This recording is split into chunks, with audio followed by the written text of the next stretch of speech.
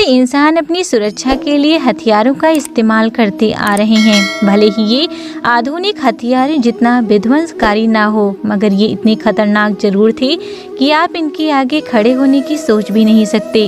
ऐसे में हम आपको आज प्राचीन भारत के ही ऐसे हथियार के बारे में बताएंगे जिनका इस्तेमाल पहले के लोग अपने दुश्मन को मौत के घाट उतारने के लिए किया करते थे। चक्रम एक बेहद धारदार हथियार है। इसे लड़ाई में फोर्स के साथ फेंका जाता था। अगर इसे चलाने वाला माहिर है तो ये हथियार दुश्मनों के लिए किसी कहर से कम नहीं होता था। चक्रम का इस्तेमाल करने वाले सैनिक हमेशा 2 चक्र अपने पास रखते थे। फेंकने के साथ ही इसका इस्तेमाल आमने सामने की लड़ाई में भी किया जाता था।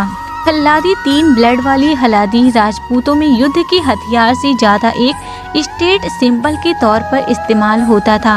हालांकि कुशल लड़ाके इसके इस्तेमाल आज भी एक घातक हथियार के रूप में कर सकते हैं। परशु या फरसा एक तरह की भारतीय कुल्हाड़ी थी जिसका इस्तेमाल युद्ध में होता था। ये लोहे से बनी होती थी और सिंगल या डबल ब्लेड वाली हो सकती थी।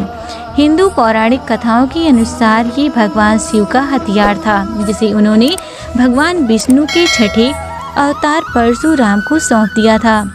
प्राचीन काल में ये एक बेहद लोकप्रिय हथियार था।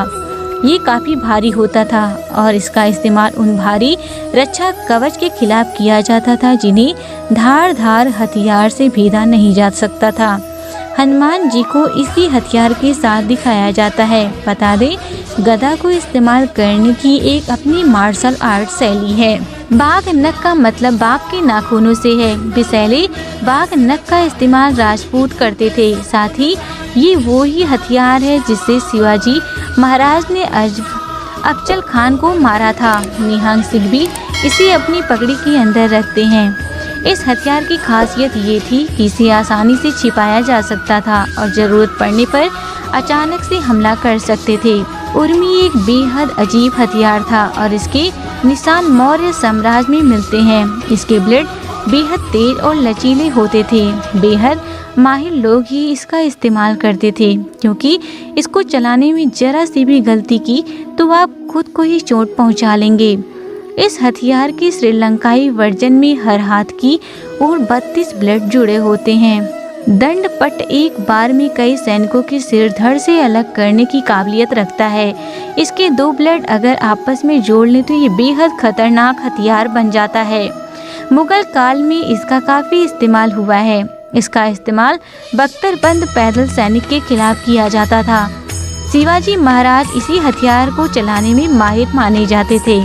खुकरी एक बेहद तेज धार वाला मुड़ा हुआ ब्लेड होता है। खुकरी पूरे विश्व में गोरखाओं के हथियार के रूप में जाना जाता है। हर गोरखा सैनिकों की यूनिफॉर्म में आपको खुकरी मिल जाएगी। साथ ही जैसे रीति रिवाजों में भी गोरखा इसे साथ रखते हैं। जैसे बड़े जानवर का शिकार करना बेहद जरूरी काम माना जाता था।